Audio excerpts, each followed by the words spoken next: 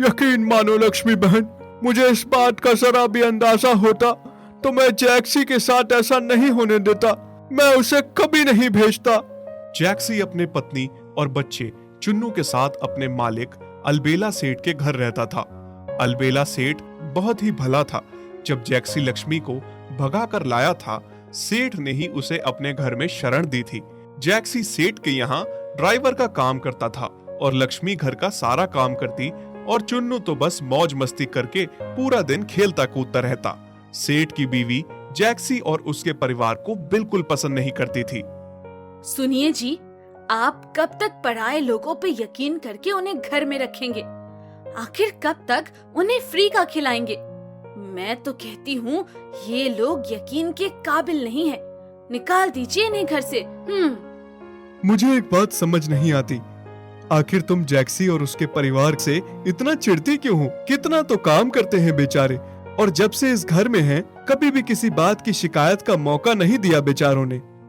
हाँ, मत मानिए आप मेरी। मैं तो कहती हूँ एक दिन जरूर पछताएंगे आप।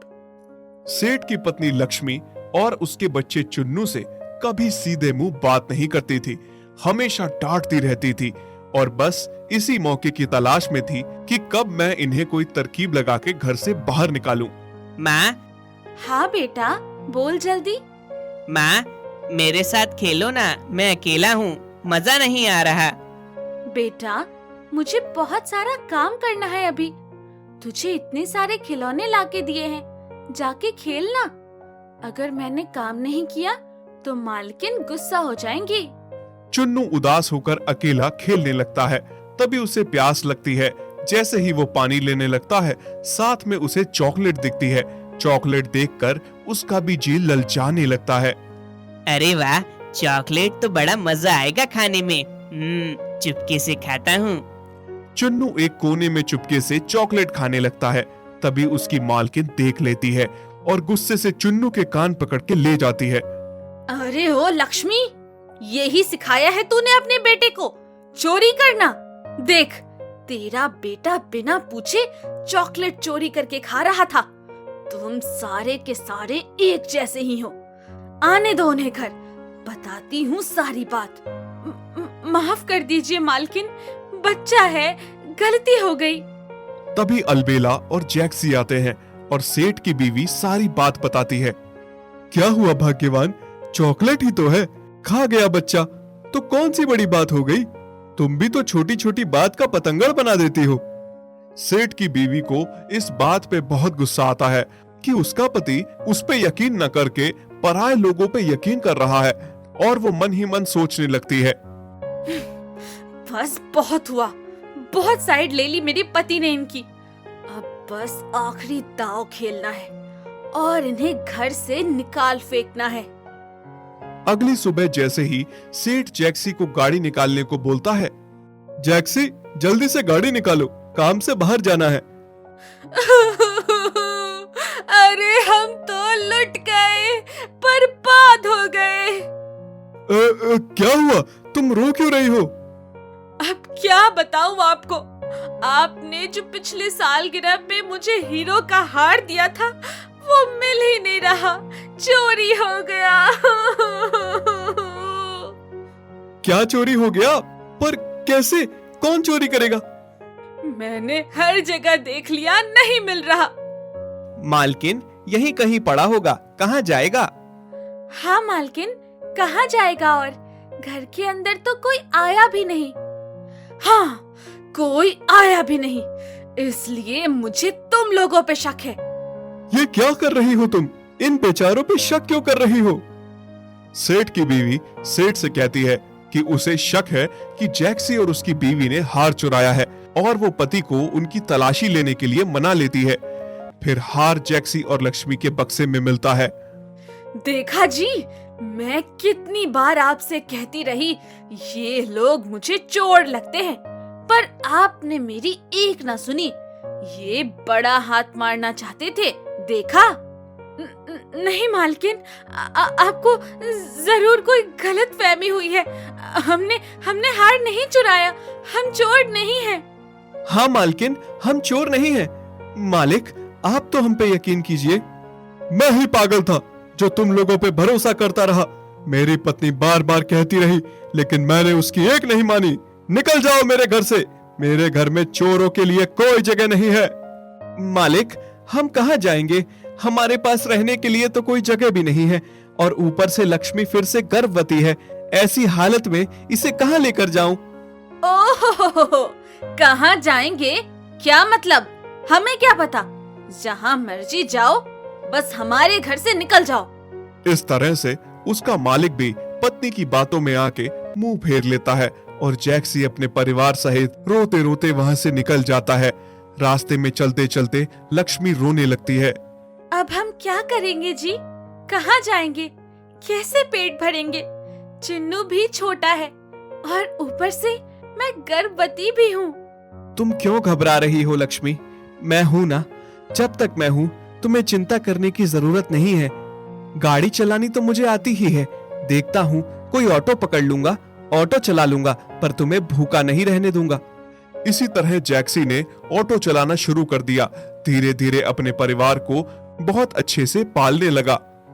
चुन्नू, ओ चुन्नू, जी बाबा। देखो मैं तुम्हारे लिए क्या लाया हूँ। क्या लाए हैं बाबा? चॉकलेट। तुम्हें बहुत पसंद है ना? लो खाओ। हाँ बाबा, मुझे चॉकलेट बहुत पसंद है। देखो ना माँ, बाबा कितने अच्छे से मेरे लिए चॉकलेट लाए हैं। हाँ बेटा, मुझे पता है तुम्हारे बाबा बहुत अच्छे हैं। लक्ष्मी, लो तुम्हारे लिए भी इमली लाया हूँ। तुम्हें पता है ना, तुम गर्भवती हो, तुम्हें इमली खाने का मन होता होगा। इतने पैसे खर्च करने की क्या जरूरत थी आपको भला? चिन्नू के लिए चॉकलेट लाए, वही काफी था। लक्ष्मी, अब तो काम अच्छा चल रहा है। तुम दोनों पे खर्च ना करूं तो किस पे करूं? अब बस तुम मुझे एक अच्छी प्यारी सी बेटी दे दो, फिर हमारा परिवार पूरा हो जाएगा। आप भी ना जी। जैक्सी जिस सेठ का ऑटो चलाता था, वो जैक्सी पे बहुत भरोसा करने लगा था। अपनी मेहनत और लगन से जैक्सी ने उसका दिल जीत लिया था। बस इसी वजह से सेठ उसे बाकियों के मुकाबले अच्छी सैलरी देता था। फिर एक दिन शाम को जैक्सी जब घर आता है तो लक्ष्मी से कहता है, लक्ष्मी, ये लो कुछ पैसे रख लो संभाल के। इतने सारे पैसे ये कहाँ से आए? आज ही मेरी सैलरी आई है और काम भी बहुत अच्छा चल रहा है। ऐसा ही काम चलता रहा ना तो एक दिन हम अपना घर भी खरीद लेंगे। फिर रात को जैसे ही जैक्सी, लक्ष्मी और चुन्नू सो जाते हैं, तभी सेठ दरवाजा खटखटाने लगता है। जैक्सी, अरे ओ जैक्सी, दरवाजा खोलो। जैक्सी दरवाजा खोलता है। सेठ जी, आप इतनी रात को यहाँ? सब ठीक तो है ना? आइए अंदर आइए। लक्ष्मी, सेठ जी के लिए पानी ले आओ। बैठ जाइए सेठ जी। लीजिए पानी सेठ जी। सेठ पानी पीता है और फिर बताता है, बात ही कुछ ऐसी है कि तुम्हें आधी रात को तंग करना पड़ा। दरअसल मैं तुम पे बहुत भरोसा करता हूँ, इसलिए यह काम तुम्हें देने आया हूँ। मेरा कुछ कीमती सामान है जो तुम्हें पास के गांव के सेठ के पास ले जाना है। ये सामान तुम्हें उन्हें देना है और उनसे पैसे लेने हैं, पर ध्यान रहे सामान बहुत कीमती है। सेठ सामान का पैकेट जैक्सी को दे देता है। लक्ष्मी, तुम अपना और चुन्नू का ध्यान रखना, मैं सुबह तक वापस आ जाऊंगा। पता नहीं क्यों जी, पर पहली बार मेरा मन घबरा रहा है। तुम घबराओ मत, मैं सुबह तक जल्दी आ जाऊंगा। जैक्सी आधी रात को कीमती सामान लेकर ऑटो में दूसरे गांव के लिए निकल जाता है, पर ना जाने कैसे इस बात की भनक कुछ बुरे लोगों को लग जाती है और वो भी अपने अपने ऑटो लेकर जैक्सी के ऑटो का पीछा करना शुरू कर देते हैं। हैं? ये कौन लोग हैं और मेरे पीछे क्यों आ रहे हैं? कौन हो भाई लोग तुम, और मेरा पीछा क्यों कर रहे हो? मैं तो तुम्हें जानता भी नहीं। अगर अपनी जान की सलामती चाहते हो तो यह कीमती सामान चुपचाप हमारे हवाले करो और यहाँ से निकल जाओ। क्यों? मैं तुम्हें सामान क्यों दूं? मेरे मालिक ने बड़ा भरोसा करके मुझे सामान लेकर भेजा है। मैं उनका भरोसा नहीं तोड़ने वाला। अबे ओए, जुबान लड़ाता है? चल चुपचाप से सामान दे, नहीं तो जिंदा वापस नहीं जाएगा। जैक्सी बहुत ही निडर था।